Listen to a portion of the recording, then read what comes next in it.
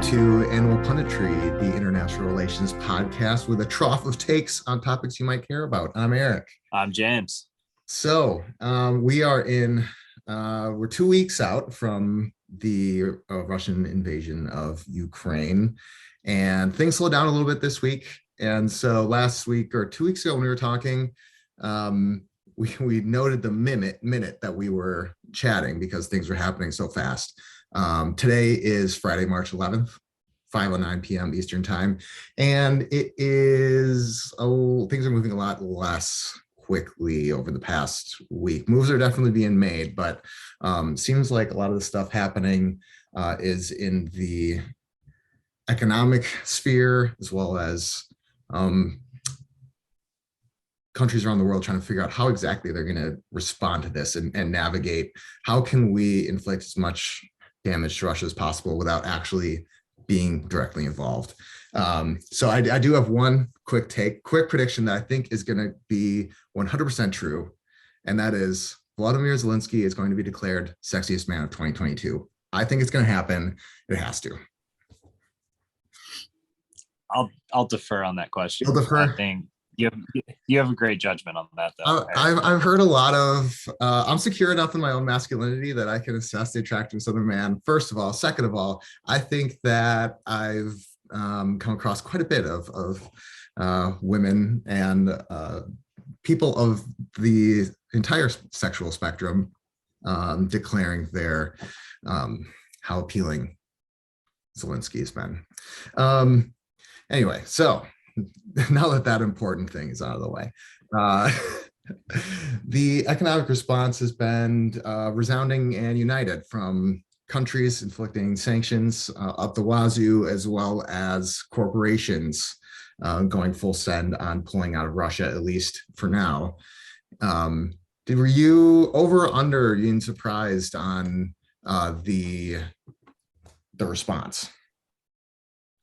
The most surprising was definitely the limitation of Adidas tracksuits. Dude. Barring those from Russia, it pretty much brought the population to their knees. How are you supposed to squat and smoke a cigarette if you don't have the brand new Adidas tracksuit? Devastating. Oh, did you send the last week there was a meme that James sent me that was related to this very thing? Was that before before Adidas pulling out, or was that after? That was right when it happened. Okay. This is great radio, telling people about a picture, but yeah, it's pretty much that announcement of Adidas pulling the tracksuits, and then Putin on Anakin Skywalker going, "I surrender." So yeah, so that hasn't had to come to an immediate cease of violence, but of any of the punishing blows, economic blows, that's up there for sure. I have to say that I am pretty surprised at the amount. Well, I guess maybe in the moment, I think I was surprised of how many corporations directly made. I mean, it's good PR for them. So upon reflection, it's obviously they're going to do this, but in the moment it was every single thing, and even major gas companies were at least suspending their operations with Russia, which is I guess that's we're kind of in that moment of corporate activism. So guess not that surprising, but interesting nonetheless. Yeah, and I don't know how much of these companies, I don't know if their manufacturing bases are in Russia, right? I feel like they kind of calculated it down to a number in terms of this is our consumer base over there, which is a little bit easier to do than if, say, this was, China. And yeah, you see what I'm getting at? Yeah, Xinjiang. Yeah, exactly. That is a very and then also as well today, the U.S. moved to sever most favored nation status with Russia. Yeah. it's not official, but they're moving towards it. Yeah, that it seems like I thought they were running out of economic cards to play, and then they got one right up the sleeve, pulling them out. So yeah, I'm curious if, obviously none of this is going to stop anything anytime right now, but the longer fallout is going to be interesting to keep track of for sure. Right, and we talked about this last episode about playing more in the long term, not getting too caught up with the short term, and I think I know you're going to bring up the the Ukrainian airspace and limitations there, but I think that's kind of a solution more for the short term, and these economic moves are definitely more long term too. So yep, just like Putin was building up the war chest for a while to survive these very sanctions. I'm curious to see if he bet that the world would go this far, because they didn't in Georgia when Georgia happened, and they didn't when Crimea happened. Obviously, go to even in the even close to the scale or factor of 10 that is the current economic punishment. So curious to see how that will, if that's changing his calculus at all, which, he's not necessarily a mastermind, but he's not stupid either. So we'll see. Let's see how it goes. Let's see here. I believe today the UN voted to condemn Russian aggression. Heard of it. And there were 5 that voted against the resolution. You want to hear this axis of powers that are going to stand with again? Can I try to guess? Yeah, please do. All right. So Russia, China, is Iran in there? So in the against, yeah, Iran is not in there, but they abstained from voting. Iran did. Oh, okay. As did China. China also abstained from voting. Eritrea voted against. Boom. Classic. North Korea also voted against. All right. Last one. I don't know. Syria. Syria, and I don't remember if you said Belarus. You said Belarus, right? No, I didn't. But I'll give it to you. I'll give it to you. There were some rumors that Belarusian troops had started fighting against Ukraine. I don't know if that's true or not. I don't think it's confirmed yet. But yeah, so yeah, it makes a lot of sense that they would go against it. Yeah, totally. I'm also not surprised by that either. I guess if you are Putin and you have Belarus walking in lockstep, their troops are your troops. So if it's a rumor, it's probably true. Yeah, so that is quite, if this the entire world for the most part is condemning these actions, and if there's actual conflict to come out of it, I mean that's quite the team you have with North Korea, Eritrea, Syria, Belarus, and Russia all coming together. That's probably like the top tier for internal security measures would be those countries. They know how to crack down pretty quickly on any uprisings or anything like that. That they do. Interestingly, I don't know if Turkmenistan voted against or abstained. Oh, they didn't vote at all. Okay. So you'd think that they're really just we're just a Central Asian republic. It's fine. We don't have to take a stand on any of this. Kazakhstan also abstained. Awfully strict. Yeah, I feel like if you're anywhere even close to the border of Russia right now, because they have 19 countries that they border. I think if I was in their position, I would also just shut the fuck up. Yeah, exactly. Like this isn't my fight. Yeah, and no one's blaming them for that, because if you speak up, you kind of get the the stomp on, as we've learned several times. Um, so speaking of stomping on a country and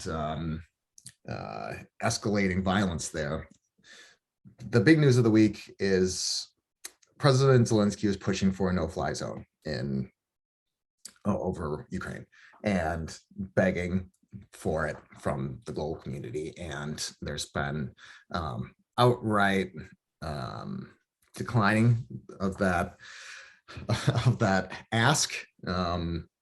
So if there was some sort of will to implement a no-fly zone by America and company, is there any way to implement a fly zone without full-scale tactical nuclear weapons? Like, is it? I mean, that's a direct engagement with Russia. Yeah, I mean, absolutely, there is.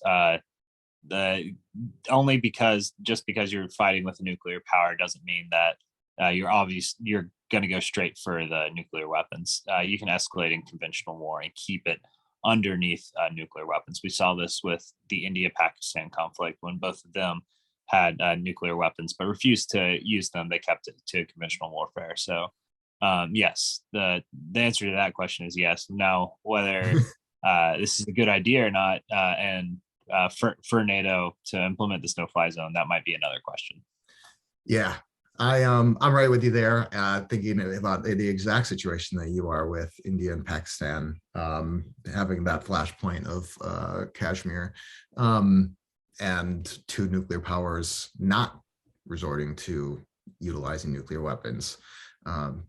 So in some sense, the deterrence is still active. The decadal old strategy of mutually assured destruction holds strong, at least in that context.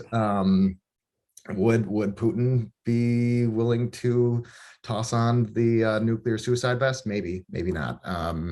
But I mean, I'm going to go all the way and say that, like, it is possible that can happen. But I mean, it would be really, that would be, I really hate entertaining that possibility that it's real. So there's definitely an option to implement a no-fly zone, or at least to like set a precedent. And then I don't know. I'm no military strategist, so I can't say like how you'd actually do it. But I'll agree with the premise that it is possible. It is very delicate though. And I 100%, 120 million percent understand why the Biden administration is going the direction that they are and avoiding it as much as possible. Yeah, I mean, the biggest thing here is that like similar to like a hand of poker, you know, you only want to bluff when you really kind of need to, and you got to make sure that the other opponents think you're holding like, you know, at least like a straight or a flush. So like, because, you know, obviously the fear here is that if NATO implements a no-fly zone in Ukraine, the way to enforce that would be to shoot down a Russian plane. But the Russians might just say, okay, you know, we don't, we've already stated why we're in this war in Ukraine anyways. So we're fine. We're fine with fighting whoever within this border. But would NATO would then have to make a decision to actually go state on state war with Russia, which is just, you know, maybe if they backed down, that would just destroy NATO credibility in that instance. So do you really want to put that much risk on a no-fly zone for a non-NATO country? Yeah. I don't see that happening. Yeah, for sure. I agree with you, but who knows? Who knows what will happen?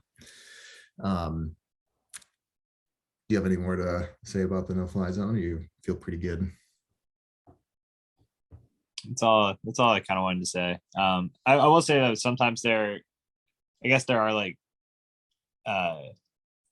there's like details that you can kind of weave in to certain policies to make it to achieve like a similar effect without actually implementing like a no-fly zone, right?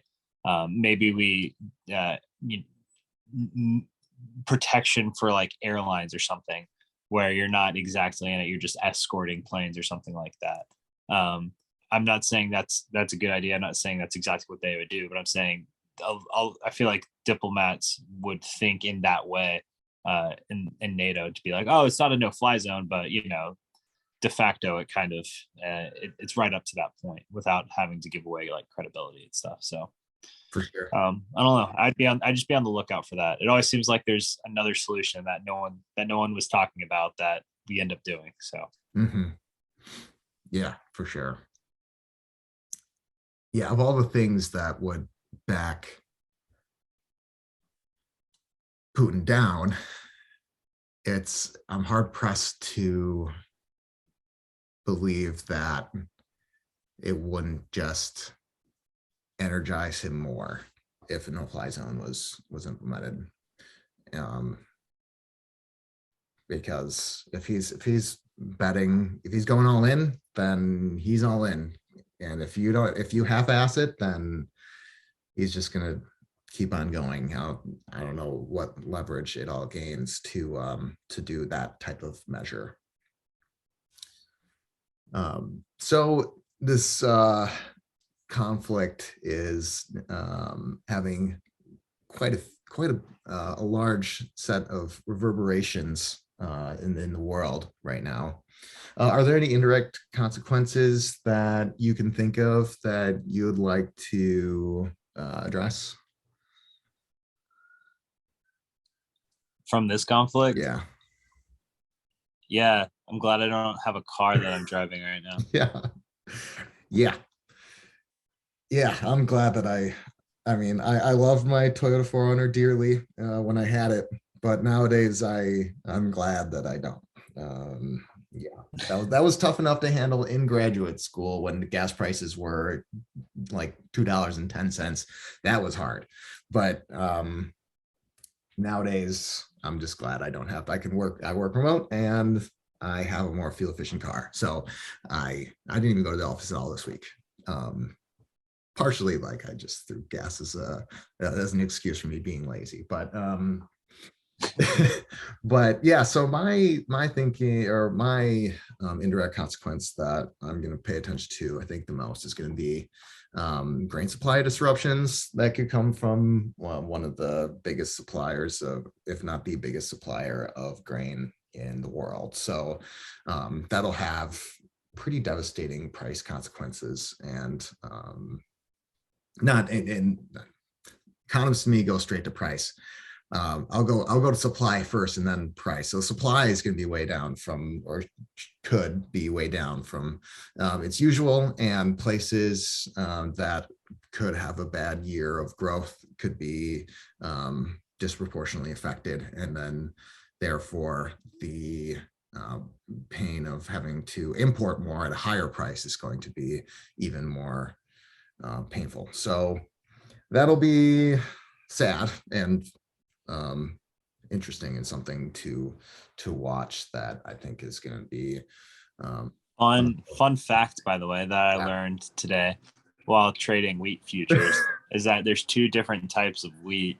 There's hard wheat and soft wheat, and I believe the U.S. grows mainly soft wheat, and a lot of that is what you can use for like consumer goods in the like food area, and then hard wheat is what's mainly coming out of like Ukraine and Russia and stuff.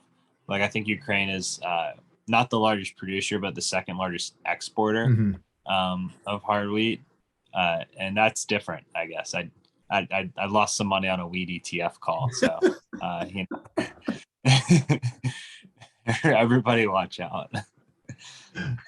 We are also a part-time investing discussion podcast as well.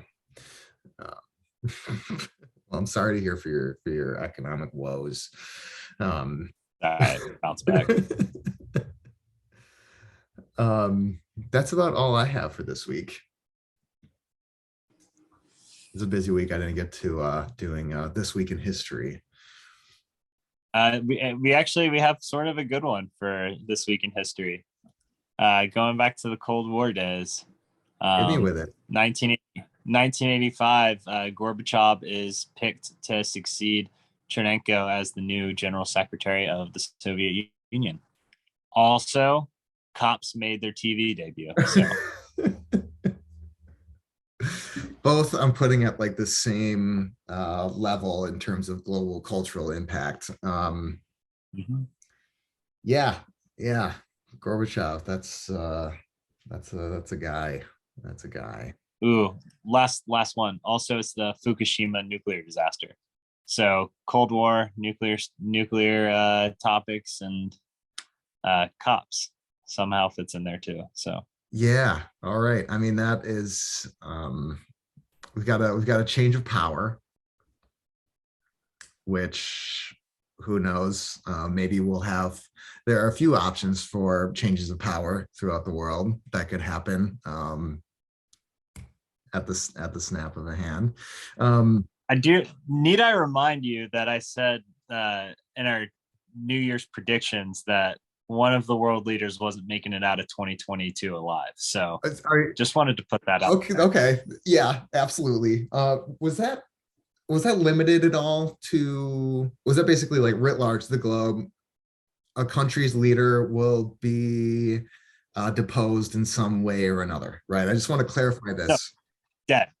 Okay. They All will. right. I mean, yeah, we'll see. That could very well come true. And that was made before this all went off. So you may be onto something there. And hopefully the Fukushima won't be I mean, speaking of which, so I saw a hilarious, so related to the Fukushima nuclear disaster, we have I saw an NPR headline this morning of it was literally like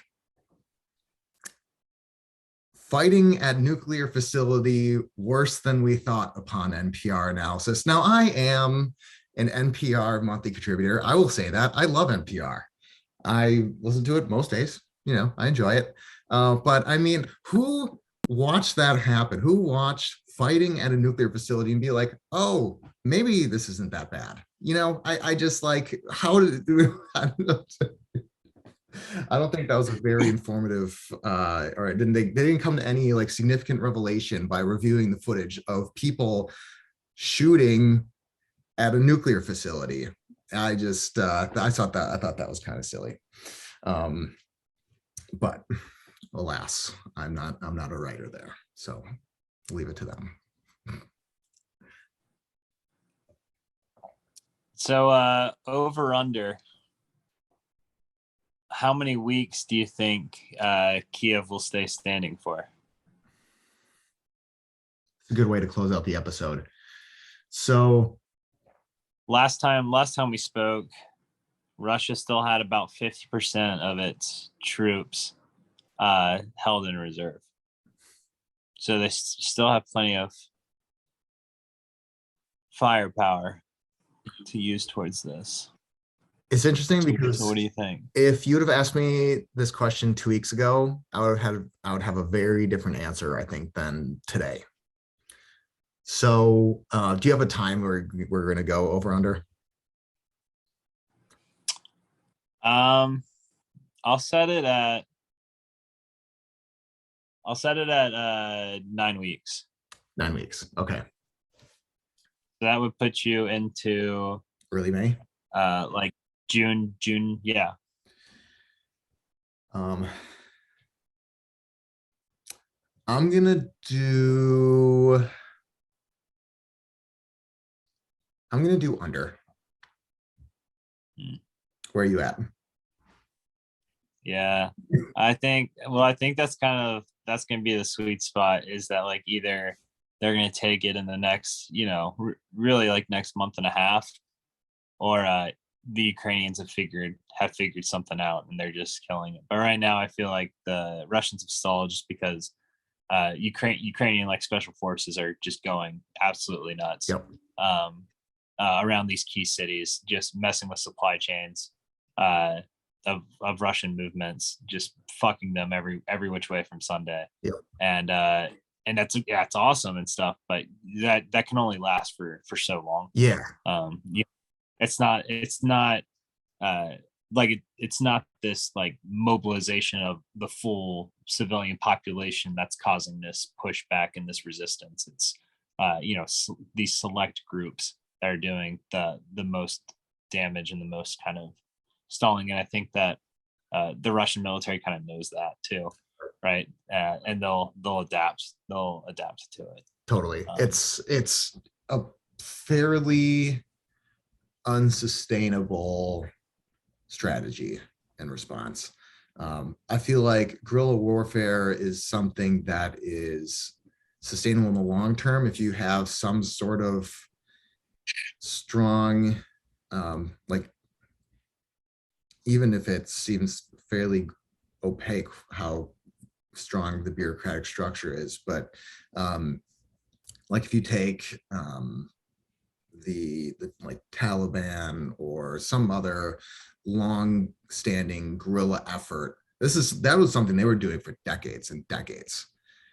And the Ukrainian guerrilla response, while they've been at war for many years, isn't necessarily of that same level of like, this is what we were born in, this is what we do, basically. So I'm not sure if they're going to be able to hold out for the long term that would starve the Russian military effort coffers dry. And if it takes longer than 9 weeks, then Putin's in trouble. He's like, this is already lasting longer than he maybe thought or hoped it would, I would imagine. Because if he's going by the playbook of Georgia, that did not take a long time. And so it either Kiev has to fall in 9 weeks, or there's gonna be some interesting stuff that we discuss. So thank you all for listening this week to Animal Punditry. It's quite the event that we are all witnessing. And do we have a new sponsor, not faux sponsor, happening this week, or we're sticking true? I just when I'm not sure what to do in times of uncertainty, I reach for hams. I will put on the TV and witness the events, and I just understand my place in the world and being pretty helpless. And so I just grab a cold one from the fridge. And if you've never had a hams while wearing an Adidas tracksuit before, give it a shot. Give it a shot. Some folks can't do that. Just remember, count yourself lucky. Some folks don't live in a country that lets you do that. So on that, I'd like to thank everyone that makes this happen, and that's you, James. You and you're half of the effort here, and I appreciate that about you. Have a good weekend, folks.